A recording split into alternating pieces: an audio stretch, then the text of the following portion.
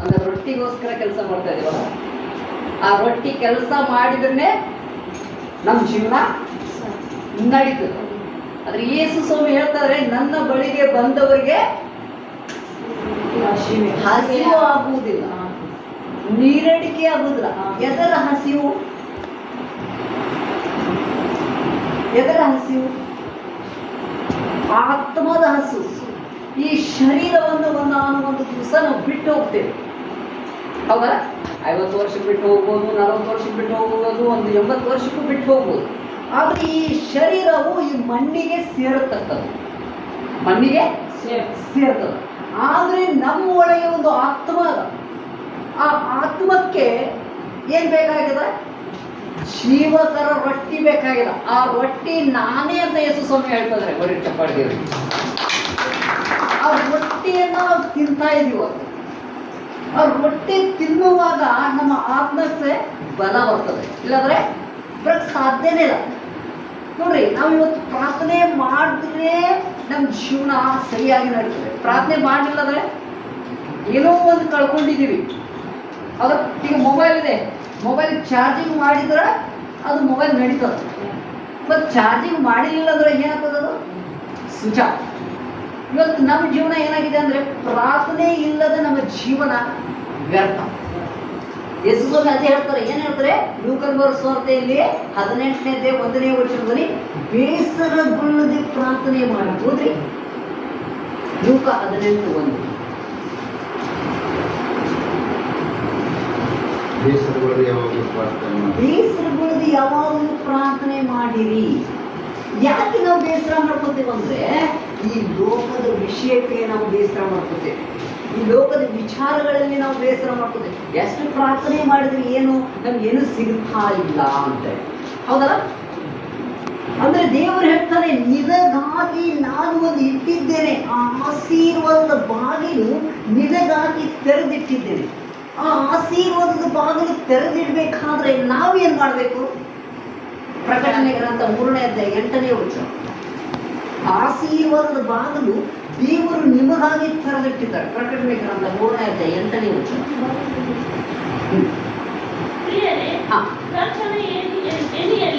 ಒಂದು ದಿನವು 1000 ವರ್ಷಗಳಂತೆಯೂ 1000 ವರ್ಷಗಳು ಒಂದು ದಿನದಂತೆಯೂ ಅವೆ ಎಂಬುದನ್ನು ಮಾತ್ರ ಮರೆಯಬೇಡಿ. ಪ್ರಕಟಣೆ 3. ನಿನಗಿರುವ ಶಕ್ತಿ ನಿನ್ನ ಕೃತ್ಯಗಳನ್ನು ಬಲ್ಲೆನು. ನಿನಗಿರುವ ಶಕ್ತಿ ಕೊಂಚವಾಗಿದ್ದರು ನೀನು ನನಗೆ ಸೇರಿದವನಲ್ಲವೆಂದು. ಒಂದೇ ಚಪ್ಪಾಳೆ ಹೊಡೆದೇವೆ. ನಾವು ಆತನಿಗೆ ಸೇರಿದ್ದೇವೆ. ಎಲ್ಲಿ ಸೇರಿದ್ದೇವೆ? ವಾಕ್ಯವನ್ನ ಕೈಕೊಂಡು ನಡೆಯುವಾಗ. ಮುಂದೆ ನೀನು ನನಗೆ ಸೇರಿದವನಲ್ಲವೆಂದು ಹೇಳದೆ ನನ್ನ ವಾಕ್ಯವನ್ನು ಕಾಪಾಡಿದ್ದರಿಂದ ಇಗೋ ನಿನ್ನೆದುರಿನಲ್ಲಿ ಒಂದು ಬಾಗಿಲನ್ನು ತೆರೆದಿಟ್ಟಿದ್ದೇನೆ. ಆ ಬಾಗಿಲು ಯಾರು ಮುಚ್ತಾರ?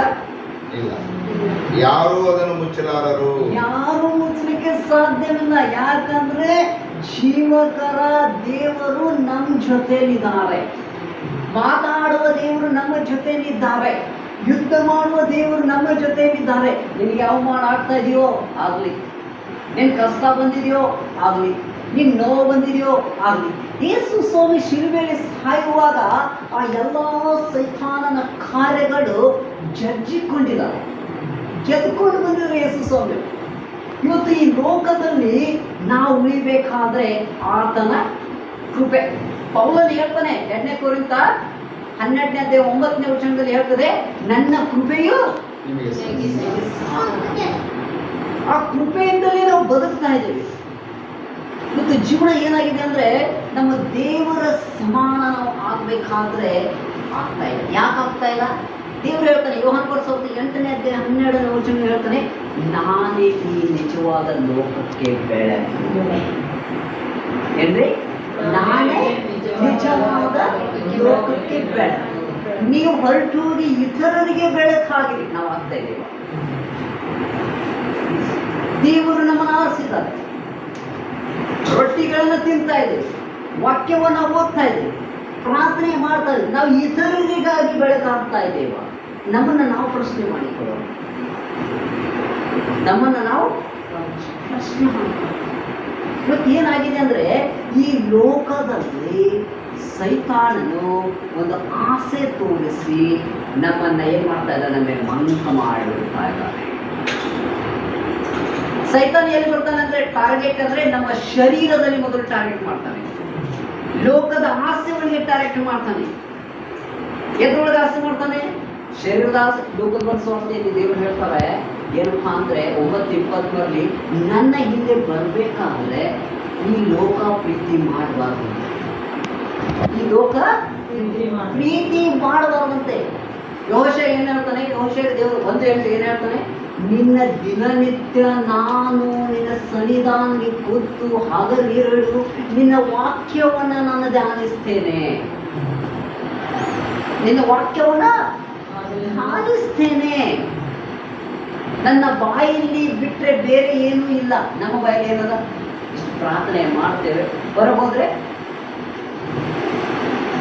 ನೋಡ್ರಿ ನಮ್ಮನ್ನು ಹಿಡ್ಕೊಂಡು ಹೇಳ್ತಾ ಇದ್ದೀವಿ. ಯಾಕಂದ್ರೆ ಸದಾಕಾಲ ದೇವರು ಹೇಳ್ತಾನೆ ನಾನು ನಿನ್ನ ಜೊತೆಯಲ್ಲಿ ವಾಸ ಮಾಡ್ತಾ ಇದ್ದೇನೆ. ಅದೇ ವಾಸ ಮಾಡುವ ಸ್ಥಳ ಯಾವ ಥರ ಇರಬೇಕು?